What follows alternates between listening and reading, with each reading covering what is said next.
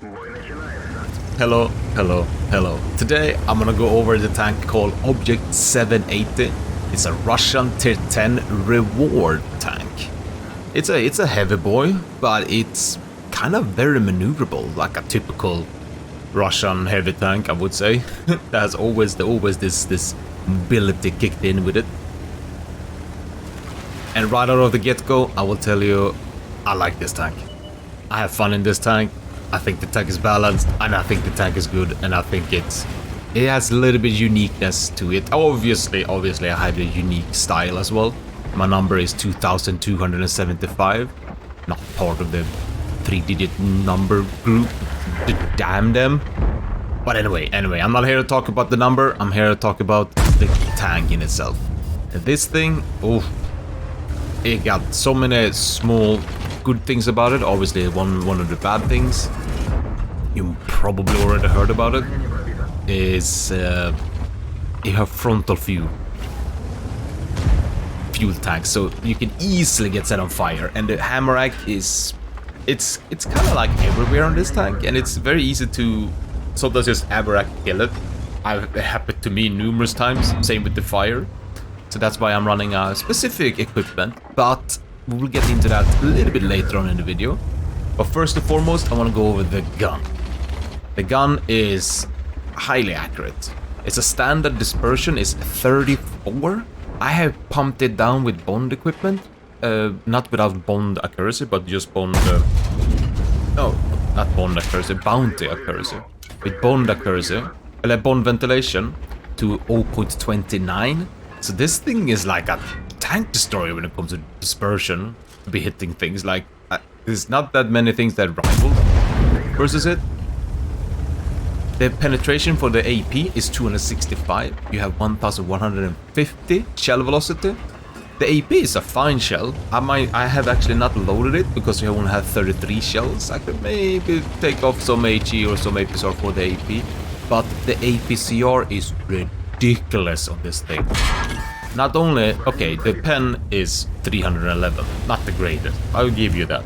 But it's doable, it's fine. You have a tough time, like you see against the E100 there. It's very tough to pen him.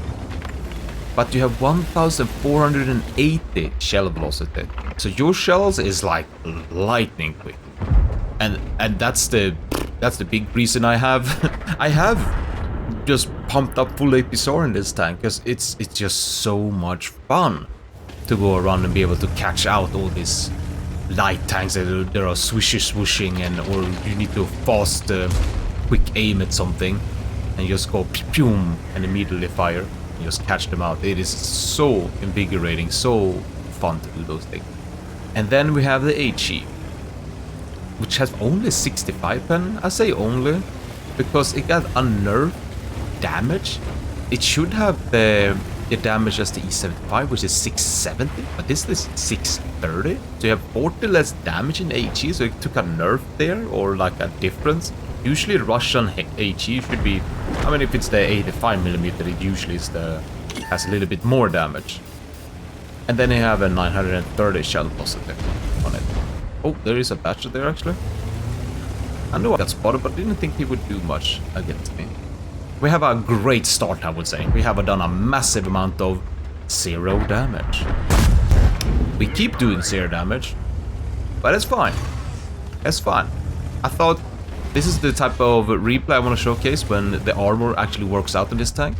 And you, ouch, and you got this, if you go with the armor before the mobility, and you got this like pike armor kind of thing going on, but it's not actually a pike armor. A pike armor is what you see on the IS-7 when you, like the T10 here, you see there's a, oh, goodbye. I completely forgot about that kill. And you have a, well, you don't have a pike, you have like a super flat armor, but it's a very, very steep angle on it, so there's a high ricochet angle, and the lower plate is literally an upper plate, armor-wise. So you have good armor when it comes versus AP and APCR, as this batch chat will demonstrate numerous times throughout this battle. And the weak point that you have, yes, is the lower plate. Still is a weakish point. There is some points on it that is weaker than other places.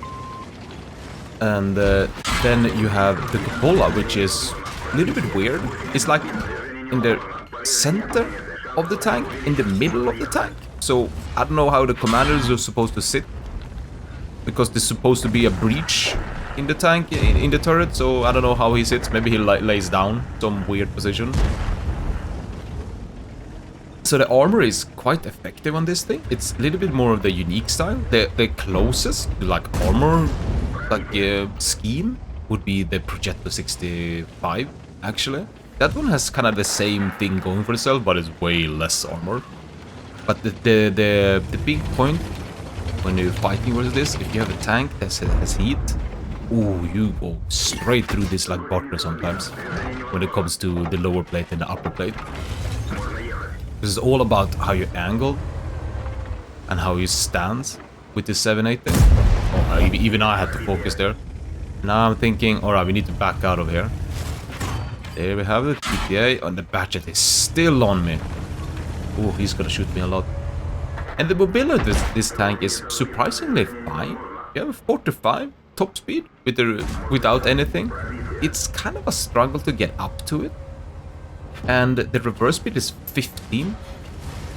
So you're moderately fine in the reverse speed. I always like to say 20 kilometers where you should try to strive at and to get up to. 15 is fine for a heavy. You know, sometimes get up to 45 is pretty good.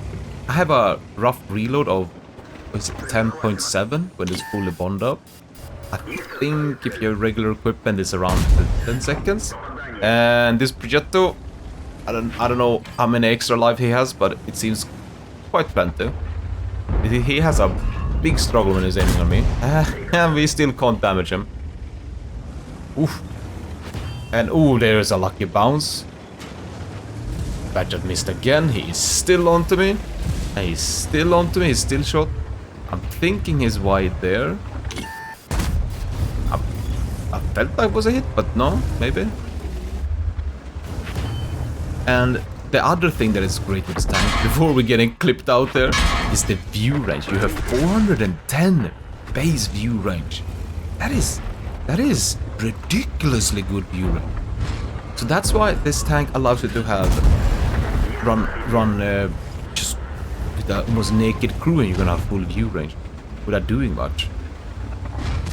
And we still got taken out. We got taken out by the super components, but we managed to rack up some 5k damage and some spotting here as well, and then a 5300 block damage. So sometimes this armor actually works out really good, but it's especially against APC or AP tanks.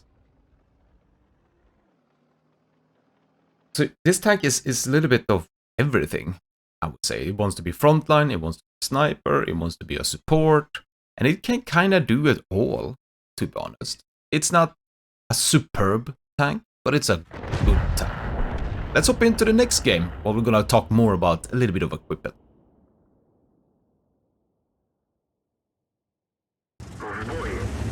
Here we go in the next map, and the next game would be on Overlord.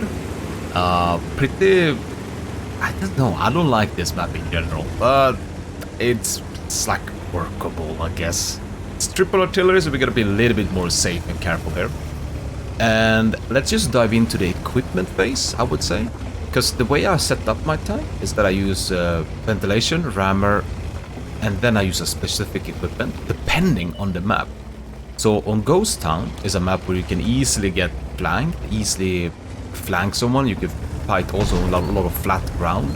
And like I showcased in that game, how you can get sniped, you can, you know, sort of expose your hull as well. So on a map like Ghost Town, I would always use modified configuration. It helps against Amarak, fires, and fuel tank eruptions. Just in general, it can happen, but you lower it drastically. But on a map like Overlord, I'm actually using improved hardening instead of modified configuration, on the simple terms that I will play hold down, hold down, hold down, hold down, hold down. So the way I have set up my tank is improved hardening. I use on maps like Malnovka, Prokhorovka, where you know you're gonna be sitting hold down a lot, and then modified configuration on Ensk and Himmelsdorf, and well, obviously on ghost stun as well. It's kind of the way I've set up this equipment. The ventilation is not a must for this tank. You can also switch that out, put in improved hardening and such. But we can dive in more about that in the garage part. And that bounce, I have no freaking clue. I gotta hit like the side bulge of him. I will aim on it right now, right there. And it's gotta, yeah, you see the mark there, right next to my aim. And yeah, I don't know how you bounce that, but I always manage to find a way. I touched on this briefly. The view range is 410. It's in the top of the heavies. I think it's Chieftain and Super Conk that has only the same. So it's ridiculous amount of view range in this time.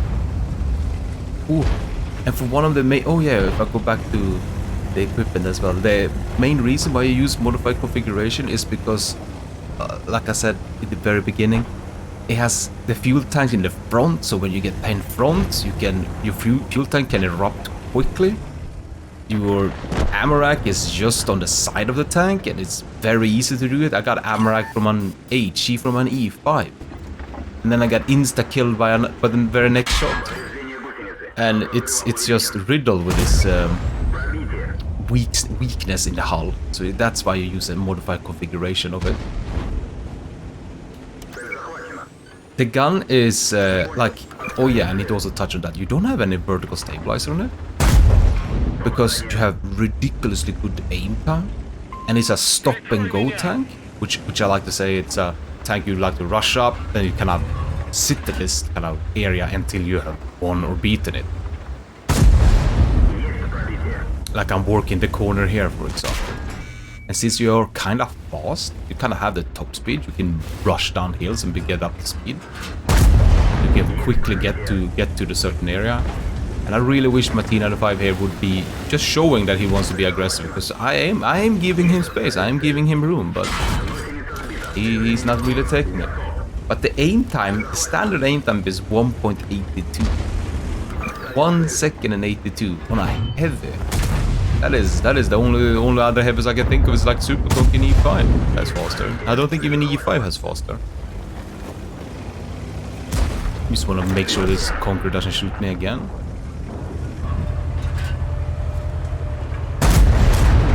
And since this tank is, people have asked me a lot, is this tank competitive? Is this tank better than other tanks?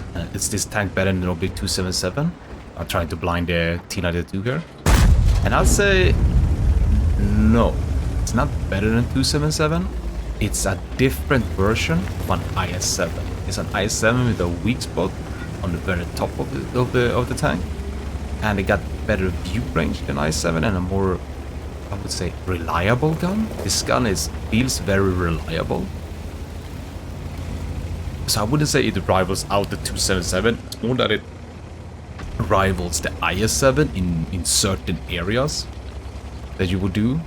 Like, you do have the top speed on this thing, you can kit it out with more top speed, and you can actually make the view range ridiculous of this tank. I mean, there is some people out there that probably gonna be like, you know what, I'm just gonna load up an Optus on this tank, and then I'm gonna sit in a bush. Because that will happen. I am guaranteeing that. The turret armor is 300 in the front, 200 side, 60 in the rear. So the turret armor is very robust in that case. But ooh, there is some weak spots around the very gun, if I remember correctly. I've been shredded there by Jagdpanzer 100 like 5-6 times. But I'm expecting, oh, I'm gonna bounce this. Uh-oh. Oh, nice, we got in the shot there. Talk about the Jagdpanzer 100. Here we have one.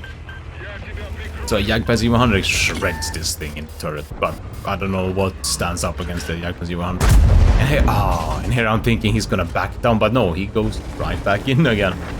And he perished. Poor Jagdpanzer. And the hull armor is 100, but it's a very steep. You got this very much anti-ricochet armor. Kind of thing going on. It's very steep angle. I don't know how steep angled it is, but it's quite considerable.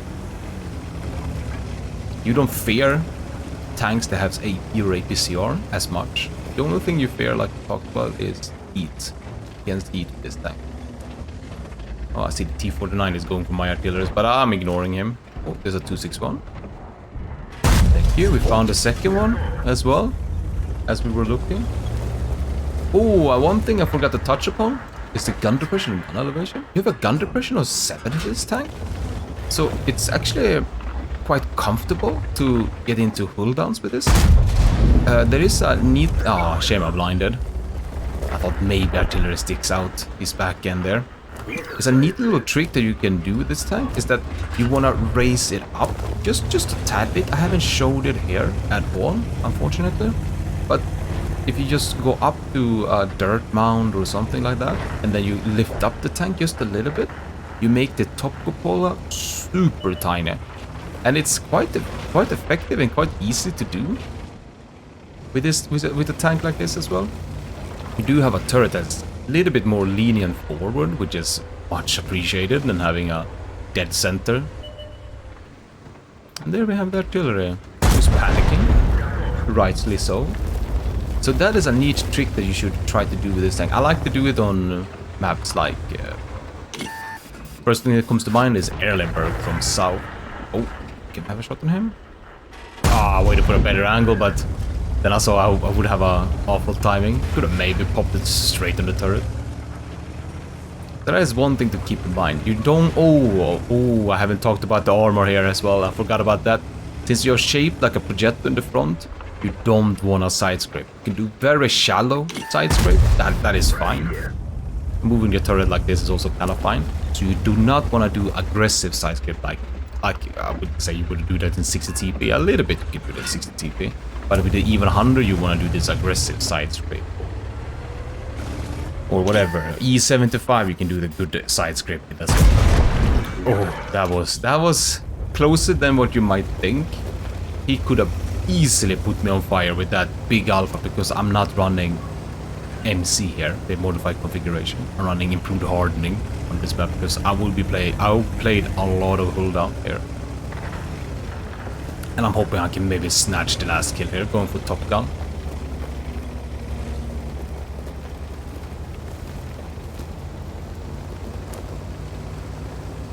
But it takes time for a lot of people, even for me, when I'm fighting versus this tank, how I should aim it, where I should aim it. But it also comes with a challenge. The more experience you have, the better you're gonna respond to it. We had a neat little game here, almost 6k damage, I would say. Maybe we get some more if we find this projectile somewhere. You have a 130mm caliber gun as well, so your shells are devastating. But I think we will hop over to the garage and go over the tank way more in detail to check out all the nooks and crooks about it, go over even more about the equipment, but also the crew. And hey, we capped it. I'll take it. It's a good little victory on Overlord. Hop over to the garage.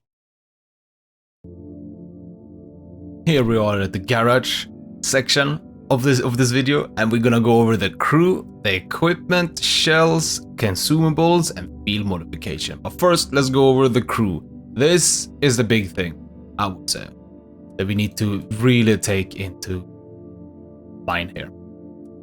It has a 3 crew, so it's just like the IS-3A, which also had only 3 crew because it has no loader. I don't know how this tank doesn't have a loader. I don't know, maybe it's an auto-loading system, yet it's gonna be fine. But I need to touch on the big problem here with when you have only 3 crew members, because they, for some reason, think this is awesome. It's that the skill for the loader is on the commander and on the gunner. So to get intuition, you need to have both commander and gunner to have intuition. And as you can see, this guy is already stacked. My 277 crew member is already stacked. The way you can argue about this is that with this tank, you don't need the extra view range you get from recon and situational awareness, which is completely fine. Then you can take, safe stowage and intuition instead, if you have a 6-skill crew, that is. So it's like you can almost forget about intuition, because I would almost always prioritize situational awareness and recon that. just to get the full range. I mean, sometimes if you have already a full range, you can take the intuition. But on this, since it's my 277 crew as well, I don't have a specific tank for it, for this tank. So that's the problem. But hey, how would I pick my crew skills? I will go like regularly. Sixth Sense, Brothers in Arms, Repair, then Situational Awareness on the Commander, and then I will pick Intuition, actually, instead of Recon. Then I would switch it out. But now I have Recon because it's on the 277, but I need to talk specifically about the Object 780. For the Gunner, I will pick Brothers in Arms, Repair, Deadeye, which I will go into more effect later, and then Snapshot, and then I would have a Safe Stowage. You could pick them in a various different order, but that's how I would try to get it up. Oh no, we can't pick Safe Stowage because he's a loader as well, so he needs Intuition. So scrap the Safe Stowage, go get the Amorag, have fun. No. But I would pick that way. So let's repeat the recap real quickly. Brothers in Arms, Repair, Snapshot, Deadeye, then Intuition. So I guess you don't have Safe Stowage. You could change out Deadeye for Safe Stowage. The reason why I say Deadeye on this tank is because you have a pretty neat gun. It's 130 millimeter. So it goes 1.3 meters inside the tank. This is World of Tanks mechanic. Not real life or anything of that. It's World of Tanks mechanic. So it goes 1.3 meters into the tank. So when you hit this tank, it goes in 1.3 meters into it. So around here. So if an Amorag is located in this section, you have a higher chance of popping its Amorag or the fuel tank in this certain area, I would say, on this tank. So that's why I have Deadeye. Then it may have increased factor. It gives you 3% more. For the driver, I would pick Brothers in Arms, Smooth Ride, Off-Road Driving, Repair, and the last one, I have no freaking clue. You could take Preventive Maintenance just because of lowering the fire. You could also pick, what's it called? Clutch Braking, maybe? But you could also pick Camo this tank, because I reckon the Camo is quite good on it. I have only one crew member with Camo on it, and it's already up to 11.64. I think if we go quickly and check that, configuration, and we just click that, yes, 16.32, that is quite good for a heavy tank. And remember, we have very good view range, so we could probably sneak in this tank in a lot of different places, but we need to have a phenomenal crew for that. Oh boy. Another pro tip, when I just saw this controlled impact, you might think, hey, go around the ram. Yes, and you are in the, where is it? Here. You're in the lighter weight 50, but you have the speed, so you can catch up these smaller tanks, but you would never want to face hug something that is a little bit taller than you, or this Object 780, because the Object 780 has a easy pen on your upper plate. So, I mean, if you're in a bind and you have more hit points than the other Object 780, go in for the face hug and just hold them there, and then you have a nice little kill. Let's go over the equipment now. This is the big thing. It's a tank which I really recommend the modified configuration on, and then rammer, and then the ventilation. I like this because it just pumps up the reload a little bit more, and it just gives this various all over effect on it. But it's not super needed, and I touched it in the video as well. During the gameplay, is that I have improved hardening on my second one, and then rammer and ventilation. You could change out this ventilation for a turbo. I wouldn't hate that at all. You could change it out for a vert stub, just to be that little bit better when it comes to the quickly aim a target elsewhere, or when you're rushing forward, such.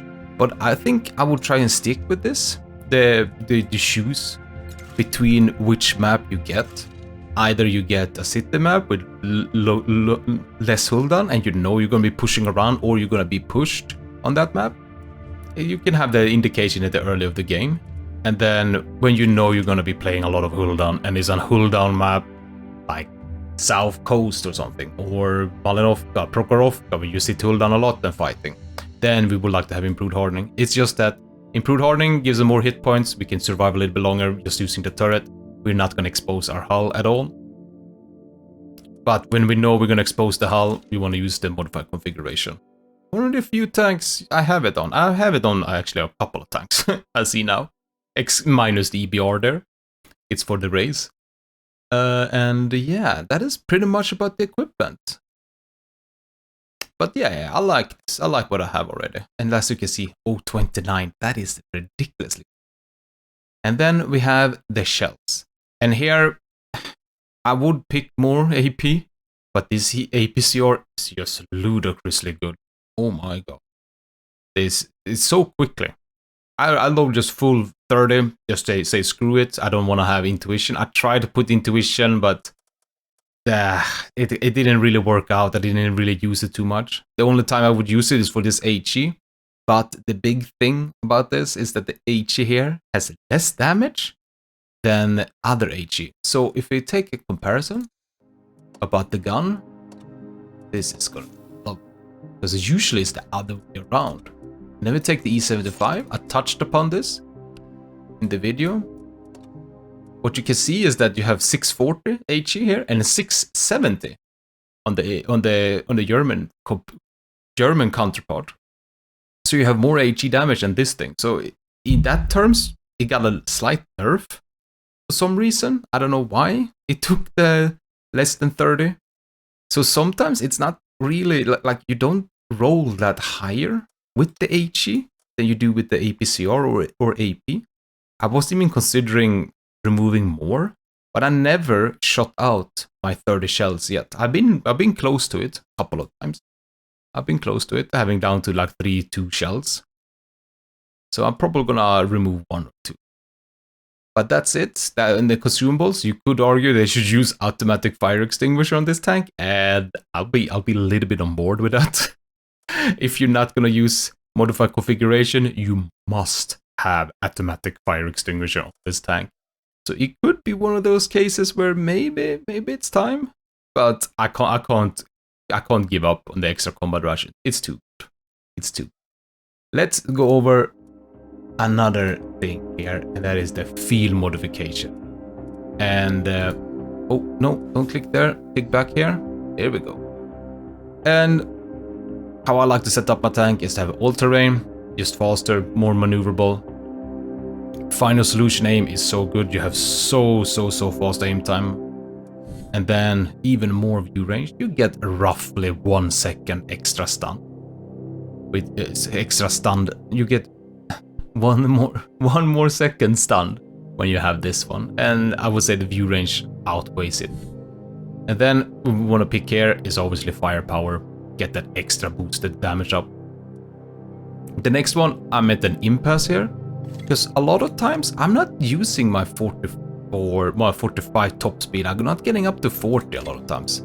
It can be neat to have 49, just go really quickly to a place and then work over there. But my logic there is that why not go a little bit slower there and then still work the same and just get slightly better aim kind of thing. So here I'm at the impasse. As you can see, I don't have the XP yet. But on a lot of tanks, I probably would. If I had turbo, I would pick this tank. This modification. 100% pick this one. Because then I feel like you're gonna get up to that speed more reliable and get around on the battlefield. But since I'm not, I might use this one actually. Just have the flat top speed of 41. Or I don't pick anything, because I like the tank as it is. But the next one is very easy. It's to help the dispersion.